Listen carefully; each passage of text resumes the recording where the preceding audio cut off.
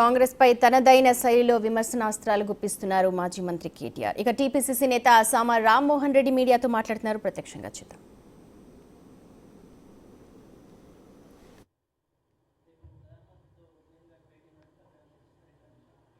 ఇక అది వేరే అంశం అన్న. ఇప్పుడు ఈ అంశంకి డిస్ట్రాక్ట్ అయిపోతాం మనం దానికి.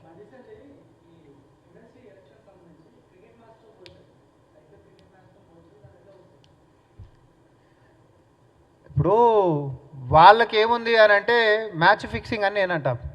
బీజేపీ బీఆర్ఎస్ అనేటటువంటి మ్యాచ్ ఫిక్సింగ్ తోటి మైదానంలో దిగిరు వాళ్ళు ఎట్లనైనా పోలుస్తారు. నిజాయితీగా బ్యాటు బాలు లేకపోతే నెట్ ప్రాక్టీస్ చేసి మైదానంలో పోయి మ్యాచ్ గెలవాలనే సంకల్పంతో కాంగ్రెస్ పార్టీ పోతుంది. కానీ ముందే మ్యాచ్ ఫిక్సింగ్ చేసేసేసుకొని ఎంపైర్లను మాట్లాడేసేసుకొని ఎంపైర్లు అంటే వాడు మళ్ళీ ఇదే బీజేపీ ఫీల్డ్ మీద ఉంటున్నటువంటి వాళ్ళందరినీ కూడా మాట్లాడుకొని అంటే బీఆర్ఎస్ఎల్తోటి వీళ్ళు లోపాయకారి ఒప్పందాలతోటి ఈరోజు తెలంగాణ ప్రజల్ని పిచ్చోళ్ళని చేసేటటువంటి రాజకీయం చేస్తూ ఉండరు. సూటిగా నాది ఒకటే ప్రశ్న. అసెంబ్లీ ఎన్నికల్లో బీఆర్ఎస్ పార్టీ ఓడిపోయింది. పార్లమెంట్లో బీఆర్ఎస్ పార్టీ డిపాజిట్లు కోల్పోయింది.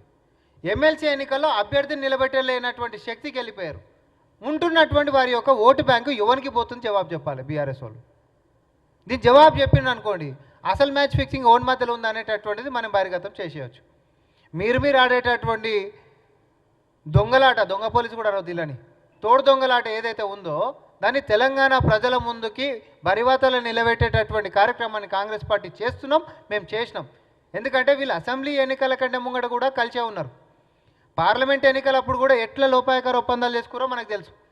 ఎందుకంటే మెదక్ లాంటి పార్లమెంట్లో కేసీఆర్ హరీష్ రావు రిప్రజెంట్ చేస్తున్నటువంటి దాని దగ్గర కూడా నువ్వు బీజేపీలకు ఓట్లు వేయించినప్పుడే ఆ రోజే నువ్వు కాపాడుకునేటటువంటి ప్రక్రియ తెలంగాణ ప్రభుత్వానికి తెలంగాణ సమాజానికి అర్థమైంది కదా.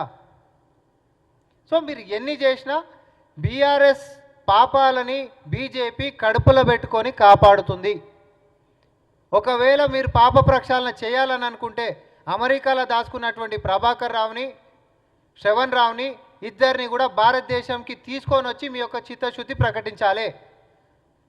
ఎందుకంటే అదే కేసులో మా ప్రభుత్వాన్ని అననీకే నీకు కనీసం స్టాండ్ కూడా లేదు. అదే కేసులో ఉన్నటువంటి భుజంగరావునైనా రాధాకిషన్ రావునైనా లేకపోతే తిరుపతయ్యనైనా లేకపోతే ప్రణీత్ రావునైనా మేము అరెస్ట్ చేసినాం కదా మేము. వాళ్ళు కూడా ఇక్కడికి వస్తే వాళ్ళని కూడా అరెస్ట్ చేస్తాం, నాన్ బెయిలబుల్ వారెంట్ ఉంది, విచారణ చేస్తాం, దాని వెనకాల ఉంటున్నటువంటి దోషులను కూడా సర్వసభ్య సమాజం ముంగట పెడతాం. ఇంకొక విషయం కూడా ఈడీ అనేటటువంటిది అన్ని కేసులలో కూడా వచ్చింది. ఏడా గొర్రెల కుంభకోణం కెంచి మొదలు పెట్టుకుంటే నీకు జిహెచ్ఎంసీకి సంబంధించినటువంటిదైనా ఇవన్నీ కేసులలో మేమేమి అరెస్టులు చేస్తాం. ఈడీ వస్తుంది. ఇప్పటి వరకు కనీసం ఎంతమంది మీద చర్యలు తీసుకుంది ఏడాది కాలంలో ఒక్కదానికన్నా బీజేపీ జవాబు చెప్పాలి.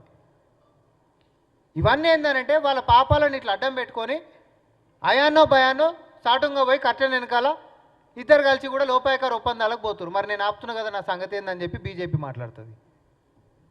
నీ సంగతి ఏందో మరి ఏం కావాలనో చెప్పు అనంటే గదేదో ఎమ్మెల్సీది ఉంది కదా అది నాకు కావాలి అని అంటే సరే నేను అభ్యర్థిని నిలబెట్టా మా వాళ్ళతో మొత్తం ఓట్లు వేపిస్తా నువ్వు గెలిచిపో ఇక మరి నన్ను కూడా వదిలిపెట్టు అనంటే ఈ పూటకైతే వదిలిపెడుతున్నప్పు అనేటటువంటి లోపాయకార ఒప్పందం. కానీ బయటకు వచ్చి చేసే రాజకీయం ఏంటిది? కాంగ్రెస్ పార్టీ మీద పడగలిసి మీద వేయాలి. ఇవన్నీ నడవవు తెలంగాణలో. మీ అసలు దుకాణం అనేది తెలంగాణ సమాజం అంత తెలివి తక్కువలు కాదు. అసలే జరుగుతున్నటువంటి ఎన్నికలు చదువుకున్నటువంటి వాళ్ళది. ఇవన్నీ ఇంకో ప్రాంతాలలో పోయి చెప్పుకోరి, అక్కడ ఉంటే కదా అవతల పక్క. అంతే తప్ప ఇక్కడ తెలంగాణలో నడవని చెప్తున్నా. ధన్యవాదాలు.